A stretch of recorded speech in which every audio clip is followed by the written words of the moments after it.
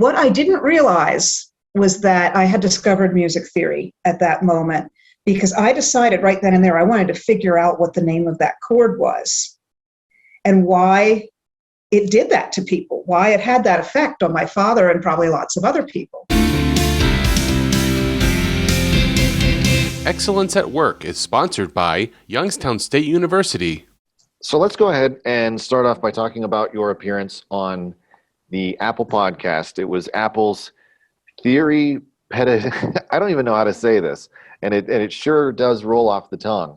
Apple's Theory Pedagogy podcast, Note Doctors podcast. Note Doctors, yes, that's the official name of it, is Note Doctors. Okay, well that is quite a mouthful. So could you start off by telling us a little bit about what the topic of that particular discussion was and what you talked about? Sure, I'd be happy to. So Note Doctors is a podcast that's focused on theory pedagogy, and pedagogy simply means teaching. And music theory, what I teach, often people ask me, well, what is that? What is music theory? And I think the best way to explain that is music theory is a way of understanding music. Notes and scales and chords. If you've ever seen The Sound of Music, where Julie Andrews is teaching the kids Do a Deer, that's a lot like what music theory is, minus the guitar and the mountainside and all of that. But I teach students to understand music and understand what makes music special to us. So if you think about your favorite song, let's say, and a favorite moment in that song, music theory tries to describe what is happening in that moment, so that if you're a composer or a performer, you can make the most of that moment. You can maybe steal it and learn how to recreate it in your own music.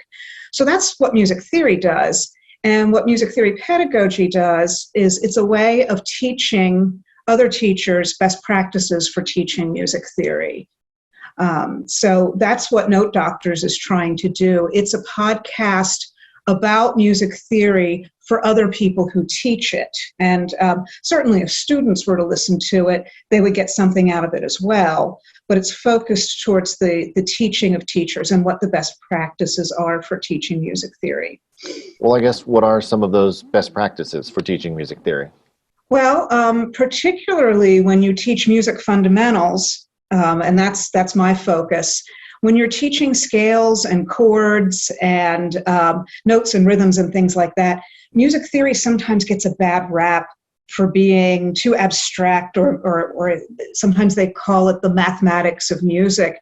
And it's really much more than that. And I think what you have to do when you're teaching those abstract concepts like scales and rhythms and chords is you have to immediately relate them to actual music. So if I'm going to teach you what an A major scale is, we're going to learn that scale, but then we're going to look at different songs using that scale. We're going to make our own compositions using that scale. We'll immediately go from the abstract concept to the music. And not only does that sort of keep the whole point that this is music theory, music is first, right? It keeps the music up front. It also makes the course more engaging for the students. I'm a big fan of the Beatles, so I do a lot of just looking at how they wrote the song or why this song sounds the way it does. Mm-hmm. And then you get to it, and the Beatles didn't really know music theory. Right. But they certainly were doing interesting things. You start to, I wonder where the line is between somebody who's just naturally talented and is just writing this song because that's what's in their heart versus somebody who understands the theory like the back of their hand, like Mozart or somebody, and is just constructing it perfectly. I think one of them is better than the other. Do you know what I mean? Well, I think it's a continuum, and I think there's a gray area there. So when you say that, and I love this question and this conversation, when you say that Paul McCartney was writing from out of his heart, I have to ask, how did that music get into his heart? Well, it got into his heart through his ears and his brain, right? So certainly he was not formally trained in music theory, But when we say that he had a natural talent for music, he was doing music theory without realizing he was, because he was very attuned to all the music that was going on around him, everything he heard, everything that went into his mind, he was able to pick up like a sponge and synthesize that, whether he knew the names of those things or not. And, you know, he might have said, well, I want to use an A chord here and an E minor chord here, because he had heard something like that in another piece of music and was able to pick that up and put it into his own music. So he was not making music from scratch. He was synthesizing from everything that he had heard, everything that was in his mind up to that point. And when you consider that he was probably about 16 or 17 when he started, it is kind of amazing. If I may, I'll tell you my Beatles story, Sure, I'd love to hear it. Which is what I open every freshman class with. This is my What is Music Theory story. When I was very young, when I was about 9 years old, my parents got divorced, and I grew up outside of Philadelphia, and my father moved to New Jersey, and he would come and get me every other Friday night, take me to his house for the weekend. And this was before my sisters came along and everything, so it was like that hour and a half in his work truck with him was the time that we had together just to talk about things. And my father is one of those musicians who's never had any formal training, really, but he can play and sing anything he hears. He can just pick up his guitar and play it, and he's 73 years old and he can still do that. And he's always been able to do that. He's just had amazing ears. And so we were, I was about 11 years old, and we were in his work truck going to New Jersey, and this song came on the radio, and he said, Jena, I want you to listen to this one part, because there's a chord here, and I've heard this song 100 times, but whenever I hear this chord, it still surprises me. And I thought, okay. And said, you expect to hear a C chord here, but you hear an A chord, and listen, and there it is. It's like, oh, okay. And what I didn't realize was that I had discovered music theory at that moment, because I decided right then and there I wanted to figure out what the name of that chord was and why it did that to people, why it had that effect on my father and probably lots of other people. And the song was Something by the Beatles. And it's the part that goes, da, da, da, da, da, da. Right? When you expect, da, da, da, da, da, da. Uh-huh. So that's when I realized, I didn't fully realize it yet, but I wanted to solve that mystery. And guess what? It doesn't have a solution. It's always, you can analyze and analyze and analyze and know what things will surprise people. You can never quite solve the mystery 100%. And what I also realized from doing this many years later is that there's an expectation set up. Right? There's an expectation of one thing that we know because we've been hearing music, this kind of music, forever and ever, all our lives. And so the other thing that music theory does is when you know what those expectations are, you can play with them. Right? You can mess around with people's brains a little bit by setting up an expectation and maybe not giving them what they're expecting, but giving them something more beautiful or more astonishing. Music to me seems to require a lot of a person if they plan to do it well. Mm-hmm. You touched on math. There is math involved in it. Mm-hmm. It is a cerebral discipline, but it's also something that you physically experience. It's visual, it's auditory. You need a little bit of history. You need to know other languages.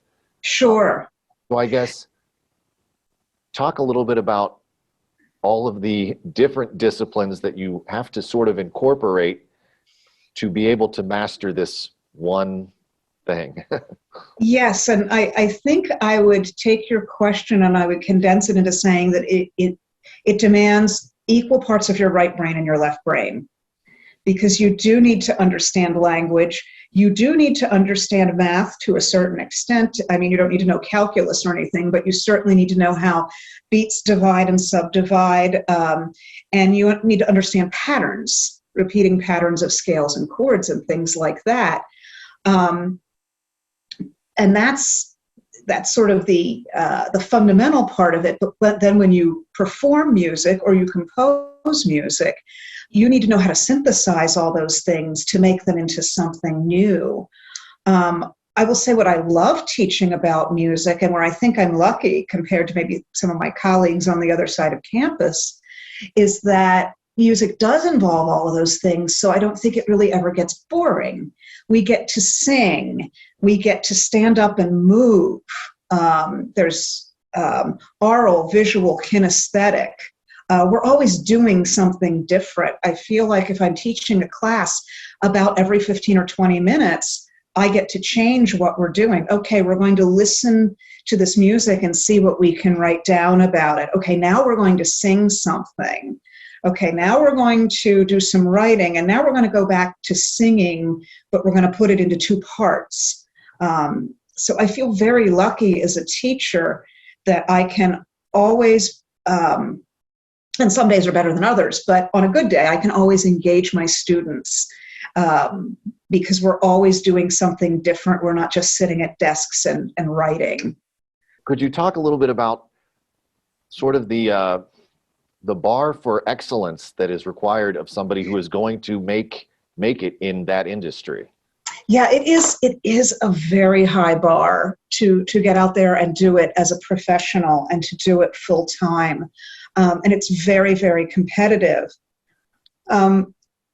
So the first thing I stress to my students is that there has to be a certain level of discipline, right? You need to be in the practice room for X number of hours a week. You need to study, you need to focus.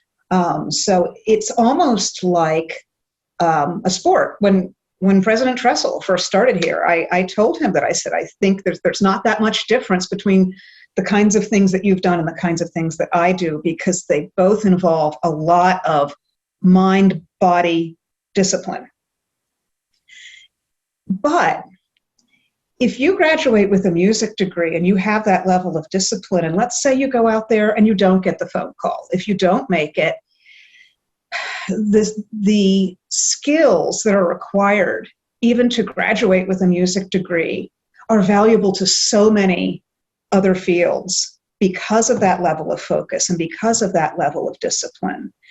And there are a lot of our music graduates out there that I am so very proud of, who aren't necessarily working in music, but they're working in related fields that their music skill and their music discipline help them get to.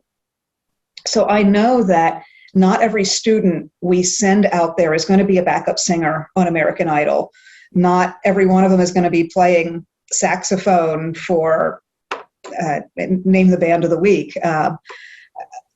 They might not be a full-time musician, but they are still musicians with that level of discipline and that level of training that can translate to so many other fields. I've been invited to be a faculty member at the triennial workshops in music theory pedagogy, and traditionally these have been held for about the last, I think, 15 years or so at the University of Massachusetts, and they've actually moved this year to the University of British Columbia in Vancouver, Canada. That's a week-long workshop where faculty members, there'll be 5 of us, teach other teachers how to teach music theory, or it's an overused word, but best practices for teaching music theory. So at some smaller schools, schools of music or departments of music will hire people to do more than one thing. So you might be hired to teach trumpet, and we have a few music theory classes or a few ear training classes that also need to be covered. And so those folks, they might know their scales and know their chords and maybe be a little rusty in some areas, but have never taught it to a classroom full of people. So the workshops that I'll be leading with a couple other of my colleagues from across the country we will talk about what the best ways are to engage with a class of students teaching music theory, teaching ear training. So it's almost like a music theory teaching boot camp that we'll be leading. And I'm very, very excited about that because I love teaching other teachers.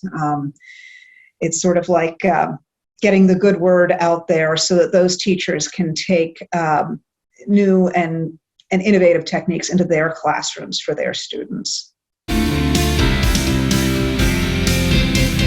Excellence at Work is sponsored by Youngstown State University.